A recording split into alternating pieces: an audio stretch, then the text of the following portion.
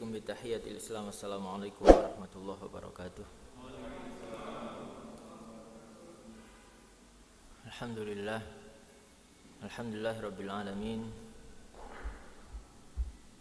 Wassalatu wassalamu ala sayyidil anbiya wal mursalin wa ala alihi wa ashabihi ajma'in. Amma ba'du. Bapak Ibu jamaah salat maghrib yang dimuliakan Allah, alhamdulillah kita semuanya masih diberikan oleh Allah kesehatan, masih diberikan kekuatan iman dan Islam. Mudah-mudahan kita semakin hari semakin mampu untuk menjaga dan mendalami agama yang kita anut ini, sehingga pasti akan bermanfaat dalam kehidupan kita di dunia sampai nanti di akhirat. Amin ya rabbal alamin. Salawat dan salam marilah tetap kita sampaikan kepada baginda Nabi besar Muhammad sallallahu alaihi wasallam, keluarga beliau yang beriman, seluruh para sahabat-sahabatnya, para tabi'in dan seluruh generasi umat Islam ini sampai akhir masa nanti. Mudah-mudahan istiqomah kita juga di jalan beliau sallallahu alaihi wasallam. Amin Allahumma. Terkait dengan berita duka barusan ya, secara khusus marilah kita doakan beliaunya semoga diterima oleh Allah amal ibadahnya dan diampuni segala dosanya. Rasulullah SAW bersabda, kafa bil mauti wa'idho, cukuplah kematian itu menjadi pelajaran bagi kita semua, pelajaran bagi kita yang hidup dan semua yang ditinggalkan. Mudah-mudahan kita bisa mengisi umur-umur kita dengan senantiasa hal dengan yang bermanfaat, baik itu bermanfaat untuk kehidupan di dunia kita dan sampai nanti di akhirat. Amin Allahumma amin. Jamaah sekalian dan dimuliakan Allah Subhanahu wa taala, marilah kita lanjutkan pembahasan kita tentang pembahasan fikih analisa 4 mazhab ini. Terakhir kemarin tentang al-ma'ul musta'mal ya, air yang sudah digunakan, air sisa atau air bekas digunakan sebelumnya. Sekarang kita masuk bab tentang al-mas'alatur rabi'ah, tentang ittafaqu ala taharati minal as'ar, tentang bab bekas jilatan ya, bekas jilatan masing-masing kita sesama umat Islam dan jilatan binatang ternak itu najis apa enggak. Nah, itu bab yang keempat ya, al-mas'alatul, masalah yang keempat. Ternyata ittafaqal ulama ala taharati as'aril muslimin wa bahimatil an'am. Para ulama bersepakat akan sucinya bekas jilatan atau bekas minum sesama umat Islam ya. Jadi kalau kita minum dari satu gelas untuk bersama sebenarnya tidak masalah ya. Dari sisi hukum najis tidaknya tidak najis. Tapi mungkin dari sisi kesehatan dan sebagainya, apalagi di masa pandemi begini ya, itu beda lagi babnya. Tapi dari sisi hukum, apakah air liur sesama umat Islam itu najis? Tidak najis ya. Dan para sahabat waktu itu makannya kan di satu nampan begitu modelnya ya. jadi masing-masing ambil bagian yang ya kan begini ya, pakai tangan dan ada bekas. Nah, gitu ya. Termasuk wabahimatul an'am, jilatan binatang ternak ya. Itu binatang ternak itu ya kambing, sapi dan onta gitu ya. Yang untuk disembelih kurban itu binatang ternak ya. Binatang ternak ya. Nah, bagaimana dengan hewan-hewan yang lain? Apakah bekas jilatannya itu najis atau enggak? Nah, ini ada perbedaan pendapat dan panjang pembahasannya. Bab ini panjang pembahasannya. Kalau dalam fikih Syafi'i kita mungkin yang secara umum rata-rata orang Indonesia itu mazhabnya Syafi'i ya, najis itu kan dibagi 3 ya. Ada najis ringan, sedang dan berat. Najis mukhaffafah ya, dan mutawassithah, kemudian mughalladzah. Nah, termasuk nanti pendapat Imam Syafi'i tentang air liur anjing kan, diantaranya contoh yang mughalladhah itu karena cara pensuciannya yang berbeda dengan najis biasa atau najis sedang, nah, itu masuk di mughalladhah. Tapi mazhab yang lain tidak seperti itu ya. Coba kita lebih rinci bahas. Wakhtalafu fi ma ada dzalik. Mereka berbeda pendapat terkait dengan selain yang dua tadi, bekas jilatan sesama umat Islam dan selain binatang ternak. Ikhtilafan katsira, dengan perbedaan yang banyak ya, rinciannya sangat luas Pak pembahasannya. Faminhum, di sini ada 4 pendapat ya. Faminhum man za'ama anna kulla hayawanin tahiris su'ri. Pendapat pertama mengatakan semua hewan itu bekas jilatannya itu suci. Ya, bekas jilatannya suci. Tidak mengecualikan semua hewan. Ini pendapat pertama. Kemudian yang kedua, tentu tidak hanya berasal dari akal-akalan, ada dasarnya nanti ya. Kemudian yang kedua, wa minhum man istatsna min dzalika al-khinzir wal kalb. Pendapat kedua, semua binatang itu suci kecuali 2 saja, bekasnya babi dan anjing. Nah, ini mazhab Syafi'i ini ya, mazhab Syafi'i yang sering kita dengar ya. Kemudian mazhab yang ketiga adalah wa minhum man istatsna min dzalika siba ammatan, lebih luas. Yang ketiga ini mengatakan semua binatang buas yang kategori buas itu bekas jilatannya najis. Karena binatang buas itu pemakan daging ya, pemakan bangkai, pemakan daging. Jadi mulutnya kan pasti terkontaminasi dengan najis-najis yang dia makan itu. Ya, ini pendapat yang ketiga. Itu pendapatnya Ibnul Qasim dari kalangan mazhab Maliki ya. Kemudian yang keempat adalah annal as'ar tabi'atun lilluhum. Jadi hukum bekas jilatannya itu mengikuti hukum dagingnya. Mungkin lebih luas lagi. Kalau hukum dagingnya itu haram, maka bekas jilatannya najis. Tapi kalau dagingnya halal dimakan, maka bekas jilatannya tidak najis ya. Tidak najis gitu ya. Maka fa in kanat al-luhum muharramah fal as'aru najisah itu ya. Wa in kanat makruhah fal as'aru makruhah. Jika dagingnya makruh maka hukum jilatannya juga makruh. Wa in kanat mubahah, jika mubah ya mubah. Jadi mengikuti hukum daging. Nah, itu terkait dengan hewan. Kemudian bagaimana terkait dengan bekas jilatannya orang musyrik? Najis enggak? Nah, di sini faqila innahu najis. Bekas jilatan atau bekas sisa orang makan orang musyrik itu adalah, yang pertama ada 2 pendapat ya. Yang pertama dianggap najis. Kemudian yang kedua mazhabnya adalah makruh. Jika dia makruhnya jika dia minum khamr. Tapi kalau dia makan biasa ya itu enggak najis ya. Itu mazhab Ibnul Qasim. Jadi dibedakan musyrik yang mana, peminum atau non peminum.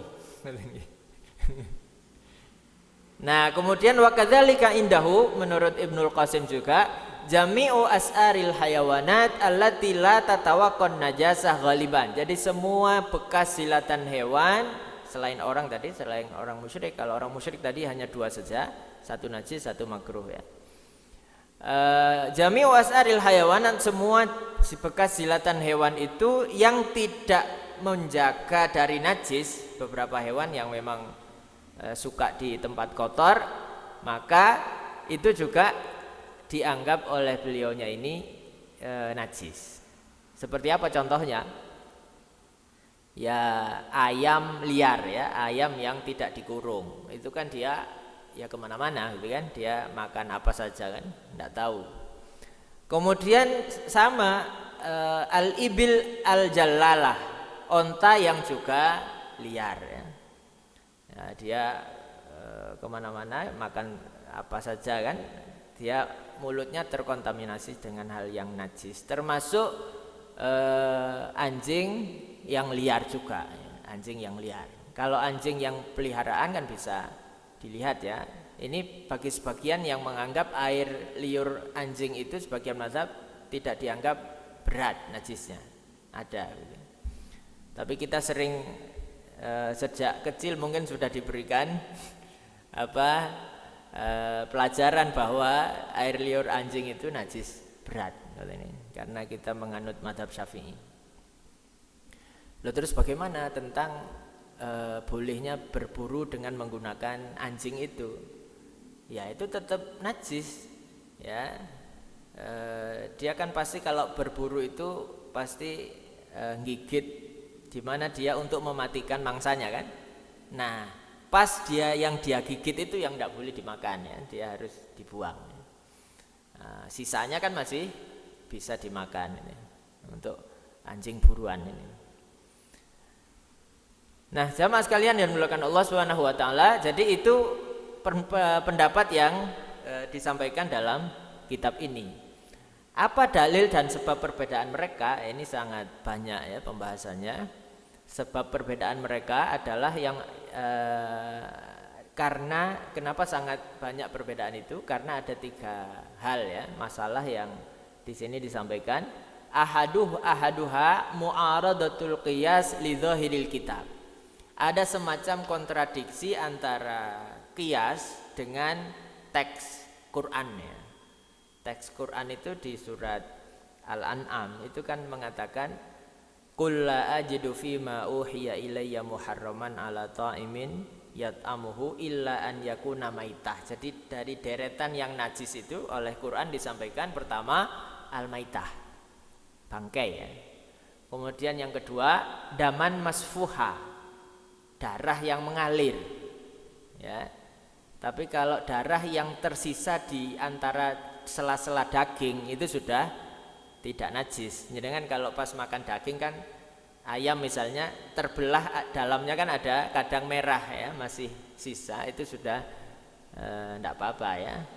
Jadi daman masfuha yang mengalir, pas disembelih mengalir itu yang au lahma khinzir, daging babi fa innahu rijsun. Kata rijsun ini yang jadi perdebatan ya. Apakah rijsun itu najis zatnya atau rijsun ini maknanya adalah menghinakan benda atau hewan itu, merendahkan benda itu. Jadi rijs itu najis aini atau najis hukmi gitu ya.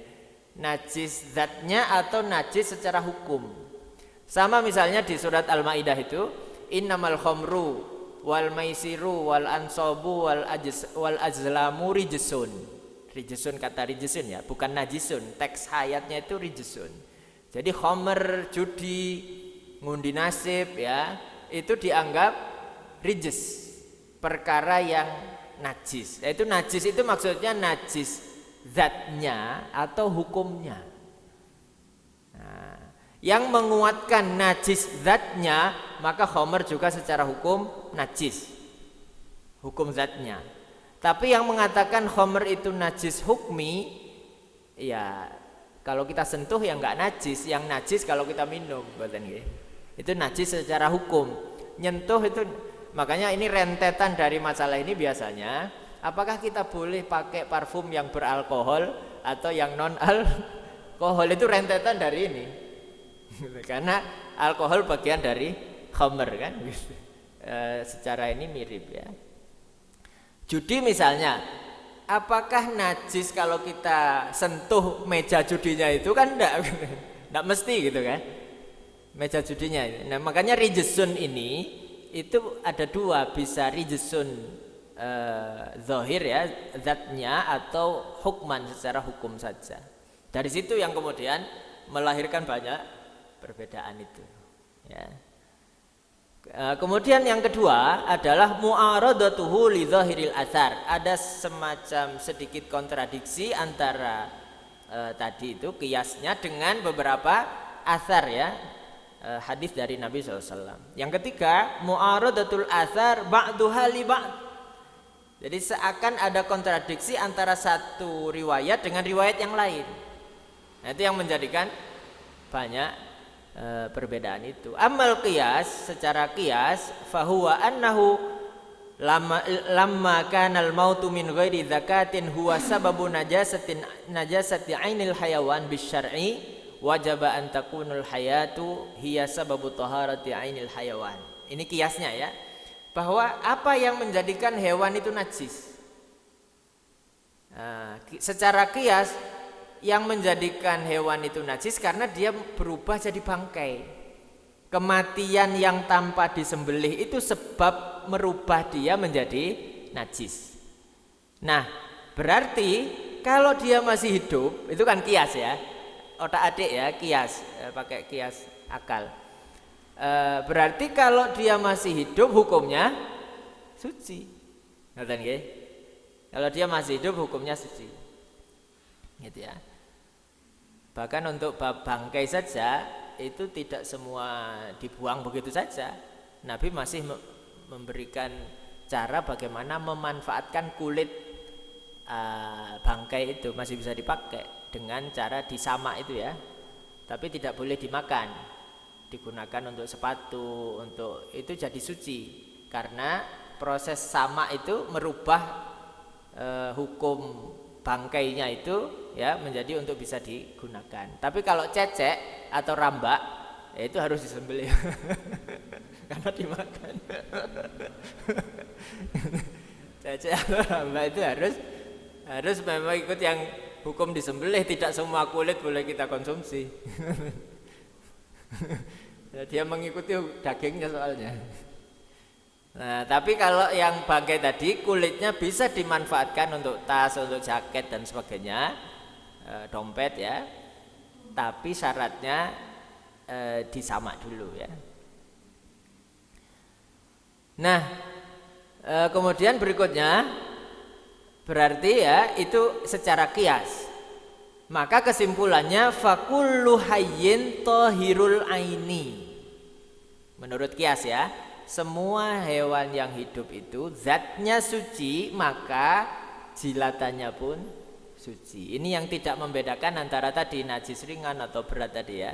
Bahkan termasuk liurnya anjing tadi mungkin dianggap ini gitu ya, masuk di sini secara kias saja kalau patokannya hanya kias. Wa amma zahirul kitab fa innahu arada hadzal qiyas. Teks zahirnya Al-Qur'an itu bertentangan dengan qiyas tadi. Gitu ya. Nah, karena mengatakan tentang khinzir, tentang babi itu ya, wal musyrik itu fa innahu rijsun tadi ya. Fa innahu rijsun. Jadi babi tergolong najis. Nah, wa ma huwa rijsun fi ainihi fa huwa najisun li ainihi. Ini kesimpulan ayat ini bahwa sesuatu yang zatnya itu najis ya. Rijs ya, kotor. Rijs itu sebenarnya lebih ke kotor, tidak najis. Maka dia najis juga secara zatnya. Dan kita tahu babi itu kan memang hewan yang kotor ya dari sekujur tubuhnya gitu. Cara hidupnya dan sebagainya. Nah, makanya disampaikan fa innahu rijsun. Walidzalika istatsna qaumun al hayawan al hayy al khinzir faqat. Makanya dalam tadi pendapat sebagiannya itu Imam Syafi'i yang kita tahu mengecualikan ya dari sekian banyak hewan yang hidup khinzir saja, babi saja yang dianggap najis.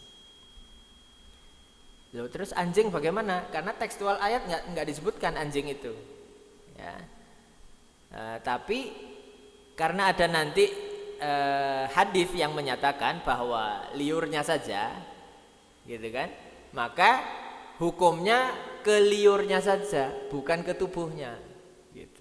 Kalau misalnya anjing itu kering, kita sentuh begini, itu tidak najis, gitu kan? Tapi anjing kan biasanya dia menjilati sekujur tubuhnya. Tapi kalau basah itu kita nggak tahu kan basahnya ini karena dia bekas dari air atau kena jilat sendiri, gitu kan? Nah, itu yang kita harus perhatikan. Nah, karena teks Qur'annya itu hanya khinzir saja yang disebutkan.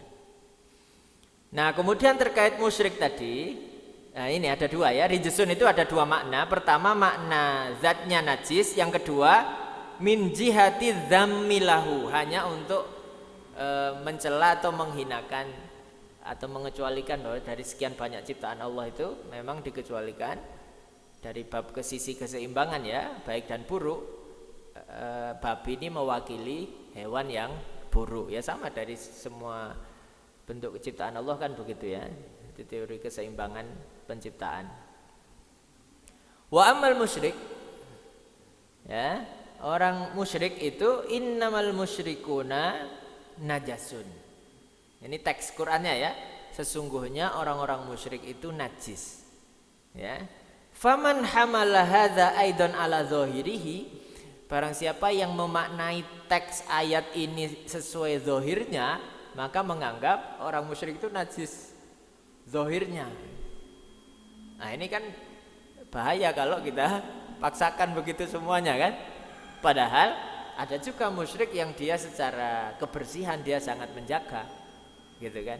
Apakah kalau kita sentuh begini terus najis? Gitu ya. Maka rijsun itu bisa dua, bisa najisun ainan atau najisun hukman ya, secara hukum. Kecuali tadi apalagi kalau bekas minumnya, kalau dia pernah minum khamr ya, peminum tadi beda ya. Dia sering bersentuhan. Min muqtada dzalikal qiyas al musyrikin wa man akhrajahu makhraja dzammi lahum tarada qiyasahu. Barang siapa yang memaknai rijsun itu maknanya adalah hanya untuk merendahkan saja, maka tarada qiyasahu, tidak menerima qiyas yang tadi. Nah, sekarang lanjut tentang bekas jilatan anjing, kucing dan binatang buas.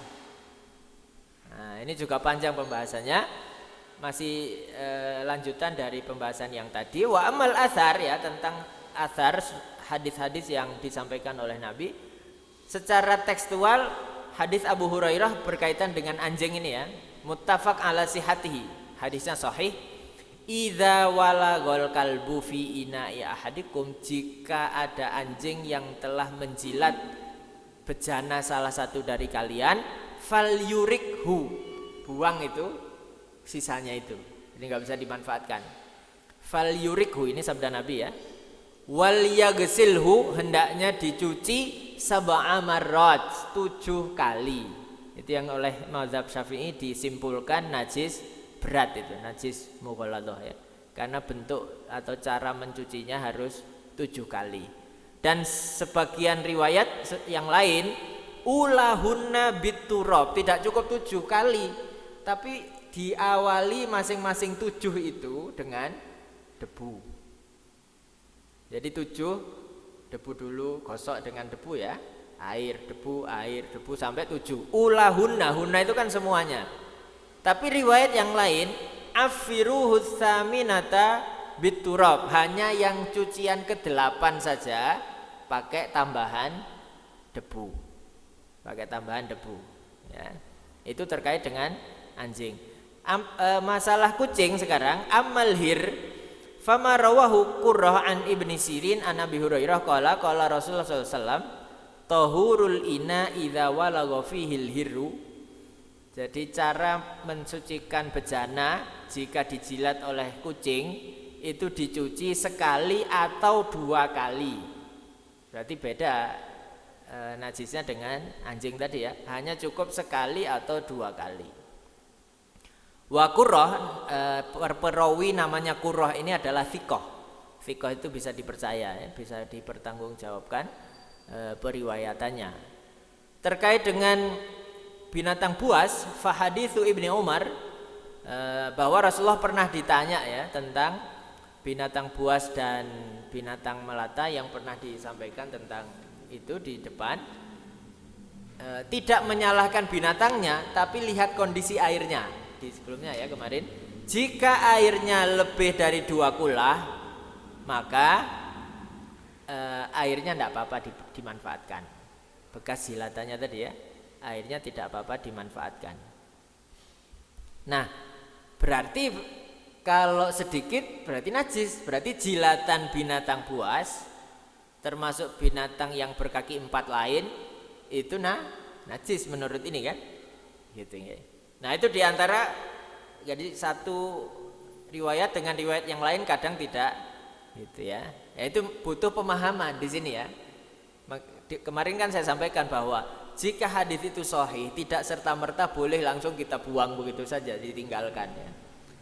Ya, bagaimana cara menggabungkan dari beberapa riwayat yang ada itu. Nah itulah tugas para ulama di situ, dan cara menggabungkan ini yang melahirkan perbedaan itu. Jadi caranya berbeda, kesimpulannya kan berbeda ini. Wa amma ta'arudul athar min hadzal bab faminha ma annahu ruya anhu annahu su'ila an al-hiyat. Jadi ada riwayat yang lain juga tentang al-hiyat ini jamak minal haud, seperti danau begitu ya. Allati baina Makkah wal Madinah, ada sebuah danau atau oase di gurun sana itu antara Mekah dan Madinah, dan di situ tempat minumnya binatang buas dan anjing. Kemudian Nabi bersabda, laha ma hamalat fi butuniha. Jadi bagi mereka apa yang mereka minum, ya. Walakum ma ghabara syaraban wa tahura. Sisanya itu bagi kalian boleh diminum dan suci.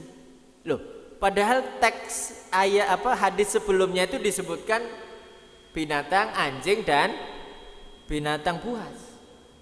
Tapi Nabi mengatakan berikutnya, ya bagi mereka apa yang mereka minum, bagi kalian sisanya yang ada itu. Dan itu tahur, boleh diminum juga boleh dipakai untuk bersuci. Wasyarob, dan bisa diminum ya. Tahur itu kan suci dan mensucikan. Ini riwayatnya Ibnu Majah ya. Ini kan seakan bertentangan. Nah itu gimana cara mensikapi ya. Nah jamaah sekalian yang dimuliakan Allah. Kemudian riwayat yang lain misalnya riwayat Imam Malik dalam kitabnya Muwatta. Ya sahibal haud, wahai pemilik telaga atau oase tadi ya, la tukhbirna fa inna naridu ala siba wa taridu alaina. Jangan dikabarkan kepada kami bahwa kami juga datang ke situ, kemudian mereka binatang buas juga datang ke situ. Artinya saling ngambil air dari situ, karena air kan mungkin terbatas airnya ya. Air yang ada ya itu saja. Nah, kalau digabung dengan yang riwayat yang lain tadi bahwa jika airnya itu lebih dari 2 kulah maka ya tidak masalah gitu ya. Jika airnya lebih dari 2 kulah. Jika airnya sedikit itu jadi bertentangan dengan hadis yang di atasnya tadi. Kemudian riwayat yang lain misalnya an-nakab syatan syakabat lahu wudu'an. Ada seseorang namanya Kabsyah ini, dia bukan migrofah ya, satu ciduk gayung begitu yang disiapkan untuk wudu untuk Nabi ya. Jadi Nabi disiapkan satu gayung aja wudunya cukup begitu ya. Nah kemudian pas disiapkan itu datang kucing pingin minum dari gayungnya itu ya, litashrab minhu fa asghala hal inna hatta syaribat. Kemudian oleh itu, dan itu di hadapan Nabi didekatkan begitu supaya kucingnya minum. Tsumma qala inna Rasulullah sallallahu alaihi wasallam qala, kemudian Rasulullah bersabda innaha laisat binajis. Ini enggak najis ini kucing ini ya. Innama hiya minat tawafin, karena kucing itu dia termasuk binatang yang gelibet, enggak bisa dijauhkan dari manusia ya. Minat tawafin alaikum au at-tawafat. Ya. Nah, itu hukum kucing ya. Jadi karena kucing itu termasuk binatang yang tidak bisa jauh dari manusia, maka dia kalaupun najis dimaafkan. Dari hadis ini ya. Innaha laisat binajis, itu tekstual hadis Nabi, itu tidak najis.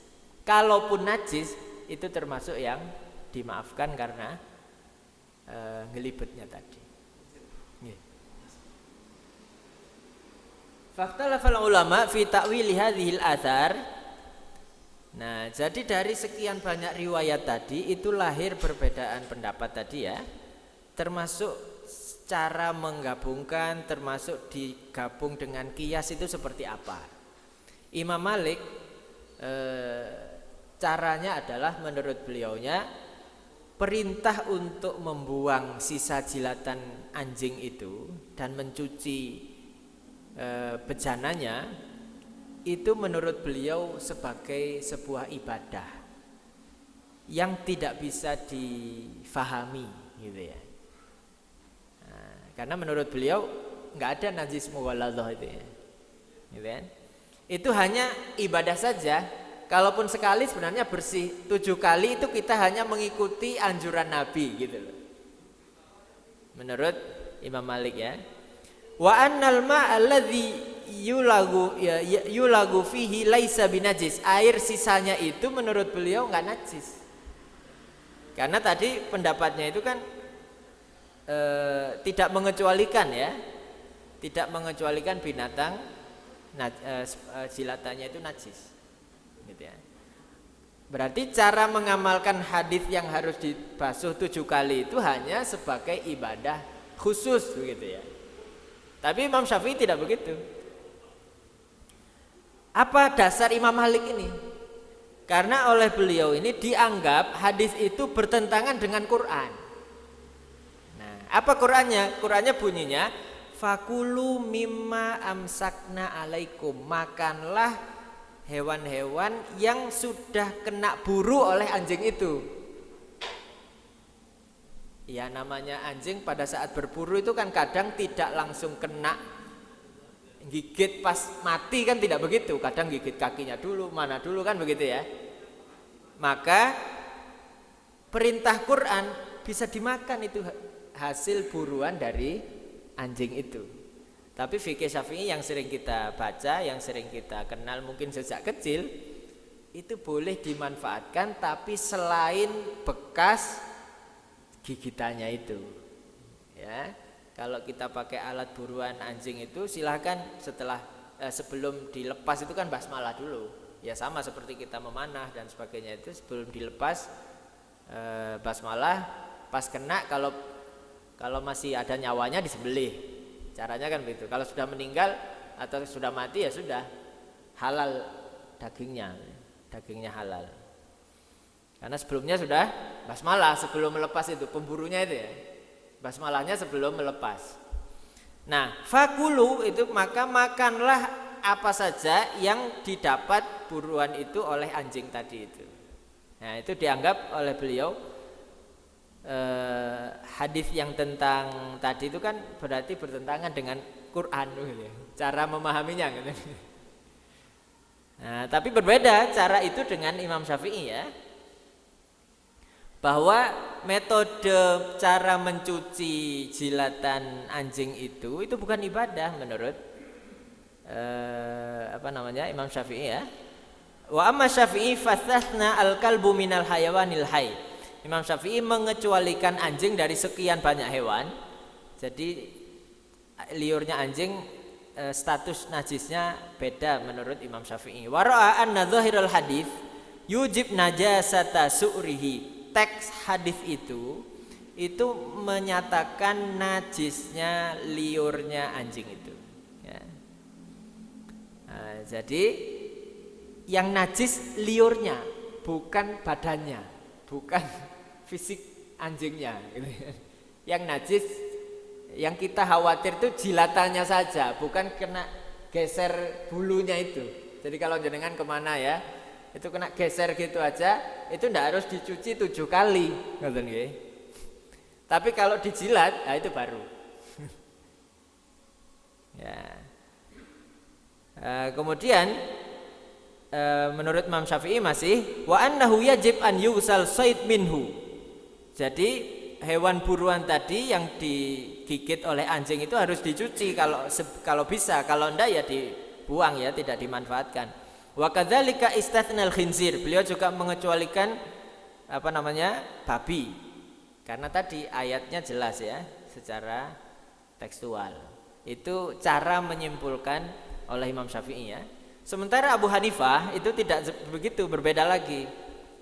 Menurut beliau caranya adalah al-athar al-waridah binajasati su'ris siba wal hir wal kalb huwa min qabli tahrim luhumiha. Jadi pernyataan atau hadis-hadis yang menyatakan bahwa jilatan binatang buas, kucing, anjing itu najis, itu sebelum diharamkan dagingnya. Nah, sebelum diharamkan dagingnya. Maka kesimpulan Abu Hanifah, hukum jilatan itu mengikuti hukum daging. Jadi ya, kalau dagingnya haram, maka jilatannya haram. Mungkin gimana menurut antum? Menurut jenengan gimana? Masuk akal gitu kan? Masuk akal. Kalau dagingnya halal, maka jilatannya halal. Ya gitu kan? Kalaupun misalnya binatang itu liar, termasuk ayam ya, itu kan juga tidak selalu makan yang najis. Dia setelah makan najis di sini, dia pindah di sana kan bisa jadi makan yang lain ya, kena debu ya dan tanah yang lain ya suci lagi. Kalaupun kita pegang ya. Itu kesimpulan Abu Hanifah ya. Kemudian yang keempat, cara menggabungkan beberapa ayat dan hadis tadi. Wa amma ba'dun nas fastathna dzalikal kalb wal hir wasiba ala dzahiril hadits al waridah fi dzalik. Jadi mengecualikan dari sekian banyak itu dikecualikan karena teks hadisnya mengatakan anjing, kucing, binatang buas itu tadi itu najis, maka disimpulkan itu dikecualikan aja, selainnya suci, maka yang disebutkan itu adalah najis. Nah, kemudian sebagian yang lain yang kelima adalah fahakama bitoharati su'ril kalbi wal hirri fastathna min dzalika sibak faqat. Sebagian menyatakan binatang buas saja yang najis, kucing dan anjing itu dianggap tidak najis. Nah, itu Imam Malik tadi ya. Berapa tadi? Berapa pendapat tadi? Karena teks hadisnya atau ayatnya memang secara tekstualnya tidak menyatakan itu ya. Jadi ketika menguatkan salah satu hadis, maka mereka ini harus mencari cara bagaimana mengamalkan juga hadis yang lain yang seakan bertentangan itu. Nah, mana yang lebih kuat dalam cara menggabungkan, yaitu monggo silahkan yang yang kita anut yang mana, yang kita anut yang mana. Nah, di sini penulis memberikan tarjih, menguatkan ya. Qalal qadhi fasta'mala min hadzal hadits. Jadi sekian banyak pendapat itu para ulama mazhab itu ya. Sebagian mereka mengamalkan sebagian hadis, menguatkan salah satunya, berarti kalau mengamalkan yang satu mentakwil yang sana, mentafsiri yang sana ya, tidak mengamalkan secara tekstual. Kalau yang lain mengamalkan yang sini, ya berarti mentakwil yang hadis yang bertentangan yang sini gitu ya. Ya begitu caranya. Nah, kemudian itu yang kemudian menurut beliau penulis ini harokat al-fuqaha, yang menggerakkan para ahli fikih berbeda pendapat yang sangat banyak, rumit, jelimet itu babnya ini. Jadi kalau dirinci lebih luas lagi, Masya Allah banyak ya. Nah, itu juga kadang yang menjadikan mereka al-iftiraq, menjadikan pecah beberapa mazhab itu gara-gara cara menyimpulkan yang salah itu. Padahal sebenarnya masalah ini babnya ijtihadiyah mahdhah. Babnya itu bukan kok babnya akidah, enggak sampai ke sana sebenarnya. Babnya ini ijtihad. Ijtihad itu kan hasil analisa kemudian disimpulkan, itu kan ijtihad ya. Nah, dari situ ya'suru an yujad fiha tarjih. Kadang sulit untuk menemukan sisi tarjih yang pas, itu memang sulit karena memang ayat hadis ya itu sangat banyak sekali, perlu diramu sedemikian rupa. Tapi menurut beliau pendapat yang paling rojih menurut beliau adalah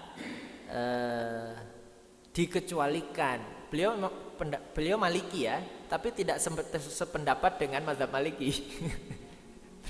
Beliau Maliki tapi enggak sependapat. Beliau lebih ke mazhab Syafi'i sebenarnya. Jadi menurut beliau kita dikecualikan saja yustathna min taharati as'aril hayawan al-kalb wal khinzir wal musyrik. Beliau sepakat bahwa dikecualikan saja hewan dari sekian banyak itu jilatannya adalah anjing, babi dan musyrik ya. Karena tekstual hadisnya disebutkan kata anjing. Ya, termasuk babi dan termasuk orang musyrik ya. Nah, kemudian wal mafhumu bil adah, secara pemahaman yang biasa kita pahami dalam syariat itu kata beliau, perintah untuk membuang air setelah dijilat itu menunjukkan airnya najis. Ya, Imam Malik tadi enggak begitu cara menyimpulkan. Beliau Maliki juga. Jadi dalam mazhab Maliki kadang juga tidak sependapat dengan tokohnya, itu biasa mereka dalam hal ini ya.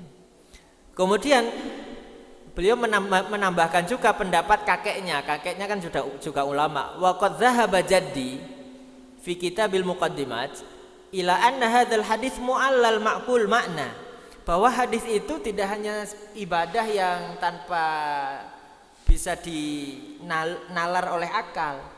Menurut kakeknya beliau ini, bahwa sebab najisnya sisa jilatan anjing itu tidak hanya karena syariat menajiskan, tapi karena khawatir ada penyakit bawaan anjing itu, rabies itu, gitu ya.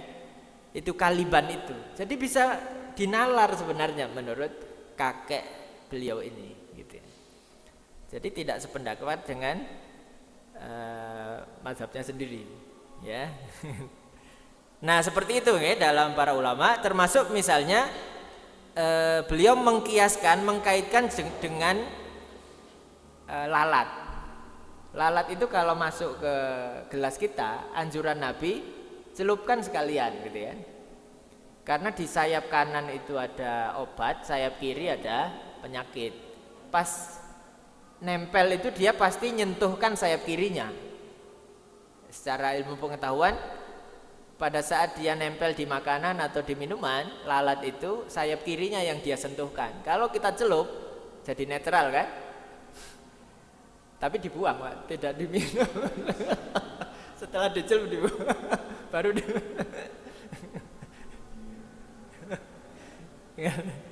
mawarada fi dzubab ini ya. Nah, itu anjuran Nabi begitu ya. Idza waqa'a fit ta'am yughmas, celup sekalian ya. Nah, taklil ilahnya itu, sebabnya itu karena memang salah satunya itu ada obat dan penyakit gitu ya. Kalau dicelup jadi netral lagi. Nah, maka wa amma makila fil mazhab min anna hadzal kalb huwal kalbul manhi an ittikhadhihi awil kalbil khadari fa dhaif. Nah, itu beliau sebenarnya lebih agak membantah mazhabnya sendiri. Beliau punya pandangan sendiri terkait dengan anjing dan babi termasuk orang musyrik tadi. Mungkin wallahu alam itu yang mungkin bisa disampaikan. Ada pertanyaan atau cukup insyaallah? Jadi memang rinciannya sangat luas dan banyak gitu ya. Untuk bab ini itu kalau ya termasuk tadi rentetannya, termasuk bab parfum saja orang kadang ya milih cari yang non alkohol misalnya kan. Tidak yang alkohol. Juga tidak mau pakai deodoran karena pasti ada sisi sekian persen alkoholnya misalnya kan. Dan sebagainya ya. Tapi yang menguatkan bahwa khamr misalnya itu bukan najis zatnya, itu para sahabat pada saat datang ayat pengharaman khamr itu mereka masuk rumahnya ngambili kan khamr itu disimpan semakin lama semakin baik katanya kan begitu. Toa itu ya, itu diambili, itu dipecahkan di depan rumahnya begitu. Nah ya, mengatakan intahaina, ya kami tobat gitu ya. Intahaina, dipecahkan semua. Nah setelah itu mereka tidak ganti baju, langsung sholat gitu ya.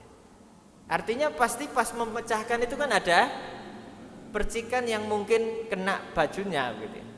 Itu yang kemudian menguatkan bahwa yang najis bukan zatnya tapi hukumnya, hukum meminumnya ya, tapi zatnya enggak sebenarnya.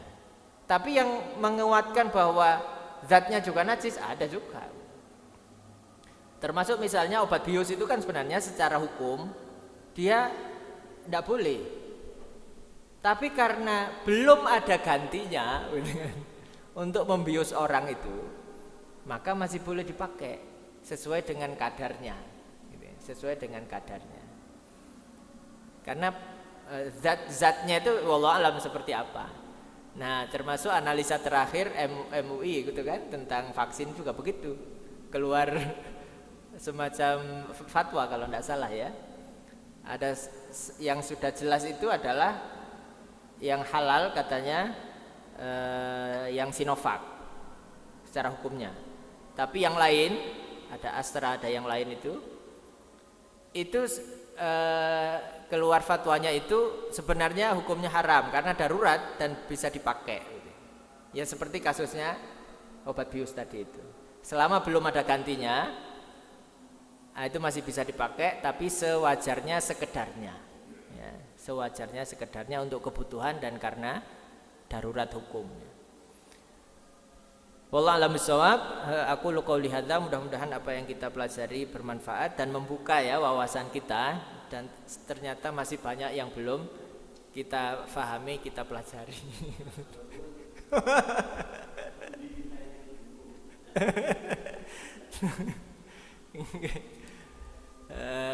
Marilah kita tutup dengan doa hamdalah dan kafaratul majlis. Alhamdulillahirabbil alamin. Subhanakallahumma wa bihamdika asyhadu an la ilaha illa anta astaghfiruka wa atubu ilaik.